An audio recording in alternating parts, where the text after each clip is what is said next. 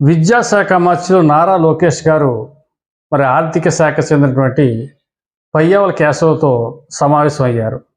తను ఏమంటాడంటే ఈ తల్లికి వందనం అమలు తీరు మీద సమీక్ష పెట్టాడు. తల్లుల అకౌంట్లు యాక్టివ్లో లేనటువంటి అకౌంట్లు ఇమీడియట్లీ కూడా వాటి యాక్టివ్లో తీసుకురండి, ఇన్యాక్టివ్ నుంచి యాక్టివ్ తీసుకురండి. అదేవిధంగా ఏదైనా టెక్నికల్ ఇష్యూస్ ఉంటే బ్యాంకులో వెంటనే వాళ్ళతో మాట్లాడి సెటిల్ చేయించండి.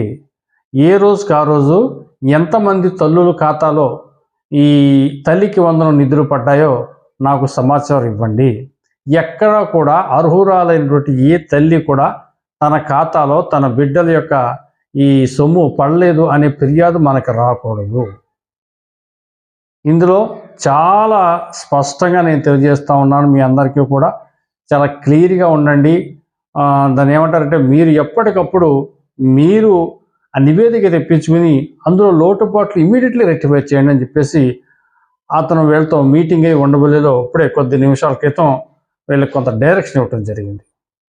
మరి దీంతో అధికారులు ఎప్పటికప్పుడు సమీక్ష చేస్తూ ఉన్నారు. విద్యాశాఖ ఆధ్వర్యంలో అటు బ్యాంకుతో టైఅప్ అయ్యి అవసరమైతే ఎమ్మెల్యేలతో మాట్లాడి ఎమ్మెల్యేలు కింది స్థాయి కార్యకర్తలతో మాట్లాడి వీళ్ళ బ్యాంకులకు పంపించి ప్రతి ఒక్కరి ఖాతాలో కూడా ఎంతమంది పిల్లలు ఉంటారో అంతమందికి ఒక్కొక్క విద్యార్థికి 13,000 చొప్పున ఆ ఖాతాలో పండగ చర్యలన్నీ కూడా చేసుకుంటున్నారు.